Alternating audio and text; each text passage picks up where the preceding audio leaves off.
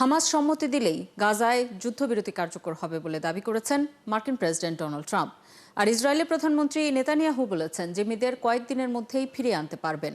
এদিকে বন্দি বিনিময় নিয়ে মিশরে আজ বৈঠকে বসবেন ইসরায়েল, হামাস ও যুক্তরাষ্ট্রের প্রতিনিধিরা। এতে সব কূটনৈতিক তৎপরতা আর ট্রাম্পের আহ্বান উপেক্ষা করেই গাজায় হামলা চালিয়ে যাচ্ছে ইসরায়েলি বাহিনী। শনিবারও ইসরায়েলি হামলায় নিহত হয়েছে আরও ৭০ জন ফিলিস্তিনি। শারমিন শ্রাবণী জানাচ্ছেন বিস্তারিত। গাজা ইসরায়েল হামলা বন্ধ করার কথা বললেও বাস্তবে এর কোনো মিল পাওয়া যায়নি। মার্কিন প্রেসিডেন্ট ডোনাল্ড ট্রাম্পের আহ্বান উপেক্ষা করেই শনিবার পুরো গাজা উপত্যকায় হামলা চালিয়েছে ইসরায়েলি বাহিনী।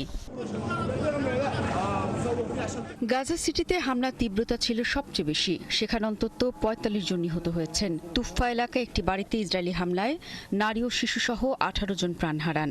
নুসিরাত শরণার্থী শিবির সহ আরও কয়েকটি স্থানে বোমা হামলার খবর পাওয়া গেছে। সব মিলিয়ে শনিবার ইসরায়েলি হামলায় প্রাণ হারিয়েছে আরও ৭০ ফিলিস্তিনি।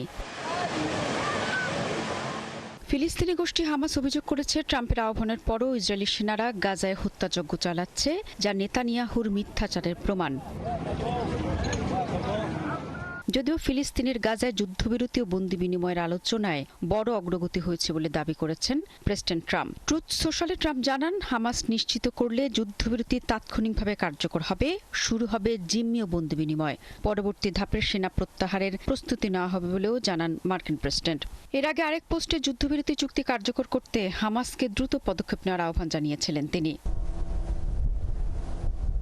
এদিকে ইসরায়েলি প্রধানমন্ত্রী বেনিয়ামিন নেতানিয়াহু টেলিভিশনে দেওয়া ভাষণে জানিয়েছেন, আগামী কয়েকদিনের মধ্যেই জিম্মিদের ফিরিয়ে আনা হবে। আমরা একটি অত্যন্ত গুরুত্বপূর্ণ অর্জনের দ্বার প্রান্তে। যদিও এটি এখনো চূড়ান্ত নয়, আমরা এটির উপর নিরলসভাবে কাজ করছি। আশা করছি ঈশ্বরের ইচ্ছায় সুক্কোত উৎসবের সময় আগামী কয়েকদিনে আমরা আমাদের সব জিম্মিকে দেশে ফিরিয়ে আনতে পারব। ট্রাম্পের প্রস্তাব অনুযায়ী বন্দি বিনিময় নিয়ে মিশরে সোমবার ইসরায়েল, হামাস ও যুক্তরাষ্ট্রের প্রতিনিধিদের মধ্যে বৈঠক হওয়ার কথা রয়েছে। যুক্তরাষ্ট্রের পক্ষে ট্রাম্পের বিশেষ দূত স্টিভ উইটকফ ও জামাতা জেরেড কুশনার সেখানে আলোচনায় যোগ দিবেন।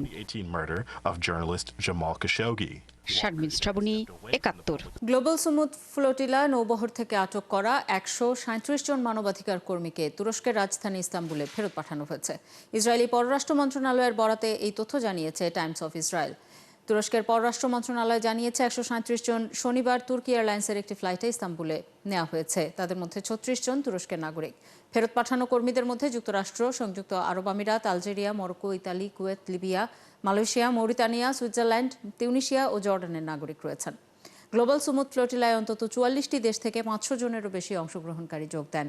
তাদের মধ্যে রয়েছেন মানবাধিকার কর্মী, রাজনীতিবিদ, চিকিৎসক, আইনজীবী ও সাধারণ নাগরিক। এই যাত্রার অন্যতম প্রধান মুখ সুইডিশ পরিবেশবাদী আন্দোলনকারী গ্রেটা থুনবার্গের উপর ভয়াবহ নির্যাতন চালিয়েছে ইসরায়েলি বাহিনী, এমনটাই দাবি করেছেন তুরস্কের এক মানবাধিকার কর্মী। তিনি বলেন, থুনবার্গকে অপমানজনকভাবে ইসরায়েলি পতাকা চুমু দিতে বাধ্য করা হয়েছে। গাজার যুদ্ধ শেষ করে জিম্মিদের ফেরত আনার দাবিতে ইসরায়েলে ব্যাপক বিক্ষোভ হয়েছে। শনিবার তেল আবিবের এই বিক্ষোভে জড়ো হয় হাজারো মানুষ। এ সময় ট্রাম্প প্রস্তাবিত পরিকল্পনায় হামাস রাজি হওয়ায় স্বস্তি প্রকাশ করেছেন জিম্মিদের স্বজনরা। অনেকেই গাজা যুদ্ধ বন্ধে উদ্যোগ নেওয়ার জন্য মার্কিন প্রেসিডেন্ট ট্রাম্পকে ধন্যবাদ জানান। তবে কিছু ইসরায়েলি আশঙ্কা প্রকাশ করেন, প্রধানমন্ত্রী নেতানিয়াহু আগের মতোই চুক্তিটি ভেঙে ফেলতে পারেন। এতে করে জীবিত থাকা জিম্মিদের জীবন হুমকিতে পড়তে পারে। ২০২৩ সালের অক্টোবরে ফিলিস্তিনের হামাসের হাতে জিম্মি হওয়া ২৫১ জনের মধ্যে ৪৯ জন এখনও গাজা উপত্যকায় রয়ে গেছে, যার মধ্যে ২৭ জন নিহত হয়েছে বলে জানিয়েছে ইসরায়েলি সেনাবাহিনী। গাজার উদ্দেশ্যে যাত্রা করা মানবিক নৌবহর থেকে অধিকার কর্মীদের আটক করা এবং গাজাবাসীর প্রতি সমর্থন জানাতে বিক্ষোভ শুরু হয়েছে ইউরোপ সহ সারা বিশ্বে। এর মধ্যে পুলিশের সাথে বিক্ষোভকারীদের সংঘর্ষ হয়েছে ইতালিতে, আর লন্ডনের বিক্ষোভ থেকে আটক করা হয়েছে অনেককে।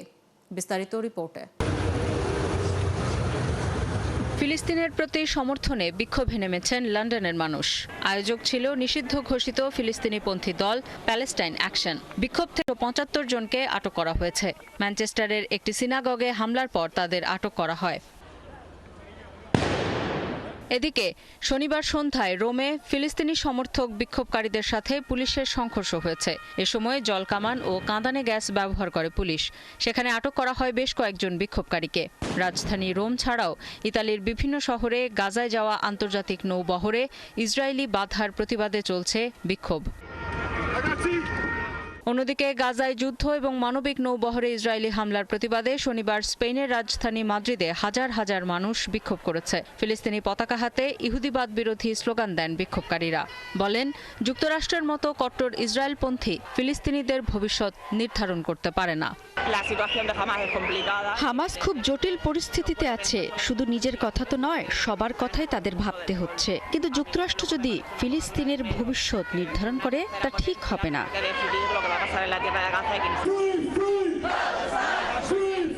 আর পর্তুগালের রাজধানী লিসবনে হাজার হাজার মানুষ রাস্তায় নেমে ফিলিস্তিনিদের সমর্থনে এবং গাজায় গণহত্যার বিরুদ্ধে প্রতিবাদ জানিয়েছে। বিক্ষোভকারীরা বলেছেন, গণহত্যা এবং ফিলিস্তিনের বিরুদ্ধে ইসরায়েলি ক্ষমতার অপব্যবহার বন্ধ করা উচিত।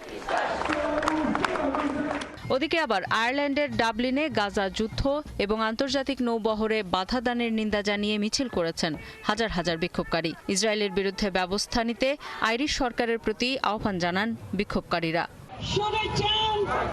আফসানা শাওন, ৭১। মার্কিন প্রেসিডেন্ট ডোনাল্ড ট্রাম্প চলতি সপ্তাহে একটি নির্বাহী আদেশে স্বাক্ষর করেছেন, যেখানে তিনি পারস্য উপসাগরীয় দেশ কাতারকে রক্ষা করার জন্য মার্কিন সামরিক বাহিনীকে ব্যবহার করা সহ সব পদক্ষেপ নেওয়ার অঙ্গীকার করেছেন। পদক্ষেপের কি প্রভাব হবে মধ্যপ্রাচ্যে, জানব রিপোর্টে। যুক্তরাষ্ট্রের জন্য হুমকি হিসেবে দেখা হবে জ্বালানি সমৃদ্ধ দেশ কাতারের ওপর সশস্ত্র হামলাকে। এমন নির্দেশনা খোদ ডোনাল্ড ট্রাম্পের। সেই সাথে বলা হয়েছে, কাতারের স্বার্থ রক্ষায় কূটনৈতিক, অর্থনৈতিক এবং প্রয়োজনে সামরিক সহ সব ধরনের ব্যবস্থা নেবে যুক্তরাষ্ট্র। ট্রাম্পের এই নির্দেশ নেটো জোটের মতোই অনেকটা। তাই ধারণা করা হচ্ছে এটা কাতারের আঞ্চলিক প্রতিবেশীদের ঈর্ষার কারণ হতে পারে। উল্লেখযোগ্য আরেকটি বিষয় হলো, কাতার মাত্র কয়েক বছরের মধ্যেই মধ্যপ্রাচ্যের দূতের ভূমিকায় চলে এসেছে। অথচ এতদিন দেশটি ছিল অর্থনৈতিক ও কূটনৈতিক বয়কটের কেন্দ্রবিন্দু। ট্রাম্পের নির্বাহী আদেশকে উষ্ণভাবে স্বাগত জানিয়ে কাতারের পররাষ্ট্র মন্ত্রণালয় বলছে, এটি দুই দেশের ঘনিষ্ঠ প্রতিরক্ষা অংশীদারিত্ব জোরদার করার ক্ষেত্রে গুরুত্বপূর্ণ পদক্ষেপ। কিন্তু কিছু গুরুত্বপূর্ণ প্রশ্ন সামনে আসছে। উত্তাল ও ভঙ্গুর মধ্যপ্রাচ্যকে প্রভাবিত করতে পারে ট্রাম্পের এই পদক্ষেপ। ইসরায়েলে নিযুক্ত প্রাক্তন মার্কিন রাষ্ট্রদূত ড্যান শাপিরো মনে করছেন, মূলত কাতারের দেয়া আশ্বাসের কারণেই ট্রাম্প তাদের পুরস্কৃত করছেন। ইসরায়েল বিষয়টিকে কিভাবে দেখতে পারে তার একটি ব্যাখ্যা তুলে ধরেছে ইসরায়েলি সংবাদপত্র হারেটজ। এক প্রতিবেদনে লেখা হয়েছে, ট্রাম্প কাতারে থাকা হামাসের নেতৃত্বকে দায়মুক্তি দিয়েছেন। উপসাগরীয় বিশ্লেষকরা বলছেন, ট্রাম্পের পদক্ষেপ কাতার এবং যুক্তরাষ্ট্রের অন্যান্য উপসাগরীয় মিত্রদের আশ্বস্ত করার আরেকটি পদক্ষেপ। তবে সৌদি আরবও একই ধরনের প্রতিশ্রুতি চাইবে বলে মনে করেন তারা। আর তাদের পাশে রাখাটাও মার্কিন স্বার্থের জন্য অত্যন্ত গুরুত্বপূর্ণ।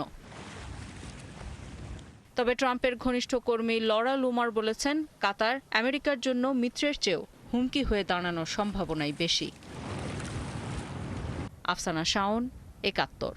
টানা বৃষ্টিতে দার্জিলিংয়ের মিরিকে ভূমিধস হয়ে মারা গেছে অন্তত ৭ জন। লোহার সেতু ভেঙে পড়ায় বন্ধ হয়ে গেছে শিলিগুড়ি থেকে দার্জিলিংগামী মূল সড়ক। পরিস্থিতি স্বাভাবিক করার জন্য দ্রুত কাজ শুরু করেছে প্রশাসন। আবহাওয়া দপ্তরের পূর্বাভাস আগেই ছিল। শনিবার রাতভর ভারী বর্ষণ হয় উত্তরবঙ্গের পাহাড় ও সমতলে। তার জেরে ভূমিধস হয় এবং বাঁধ ভেঙে পড়ে। বিচ্ছিন্ন হয়ে যায় যোগাযোগ ব্যবস্থা। প্রবল ঘূর্ণিঝড়ের রূপ নিয়েছে শক্তি। এর জেরে ভারতে সতর্কতা জারি করেছে স্থানীয় আবহাওয়া অধিদপ্তর IMD। ঘূর্ণিঝড়ের প্রভাবে রবিবার মহারাষ্ট্রের বিভিন্ন এলাকায় প্রবল বৃষ্টিপাত হচ্ছে। সোমবার নাগাদ এটি দুর্বল হয়ে পড়তে পারে বলে আভাস দিয়েছে কর্তৃপক্ষ। IMDর তথ্য অনুযায়ী আরব সাগরে সৃষ্ট ঘূর্ণিঝড় শক্তি গত ৬ ঘন্টায় পশ্চিম দিকে প্রায় ১৩ কিলোমিটার গতিতে অগ্রসর হয়েছে। বর্তমানে ঝড়টির বাতাসের গতিবেগ ঘন্টায় ৯০ থেকে ১০০ কিলোমিটার, যা দমকা হাওয়ায় ১১০ কিলোমিটার পর্যন্ত উঠতে পারে। শনিবার সকালে ঝড়টির অবস্থান ছিল দ্বারকা থেকে ৪২০ কিলোমিটার পশ্চিমে, নলিয়া থেকে ৪২০ কিলোমিটার পশ্চিম দক্ষিণ পশ্চিমে এবং পাকিস্তানের করাচি থেকে প্রায় ২৯০ কিলোমিটার দক্ষিণ দক্ষিণ পশ্চিমে। IMD জানিয়েছে, আগামী মঙ্গলবার পর্যন্ত গুজরাট ও মহারাষ্ট্র উপকূলে সমুদ্র উত্তাল থাকবে। সেই সাথে ঝোড়ো হাওয়া ও ঘন্টায় ৪৫ থেকে ৫৫ কিলোমিটার গতির বাতাস বয়ে যেতে পারে। ভারী বৃষ্টির পূর্বাভাসও দেওয়া হয়েছে।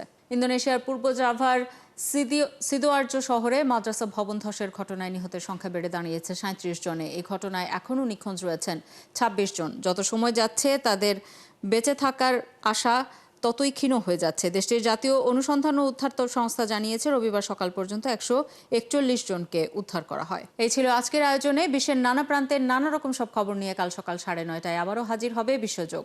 চোখ রাখুন একাত্তরের ফেসবুক পেজে এবং সাবস্ক্রাইব করুন একাত্তরের ইউটিউব চ্যানেল। একাত্তরের সাথেই থাকুন।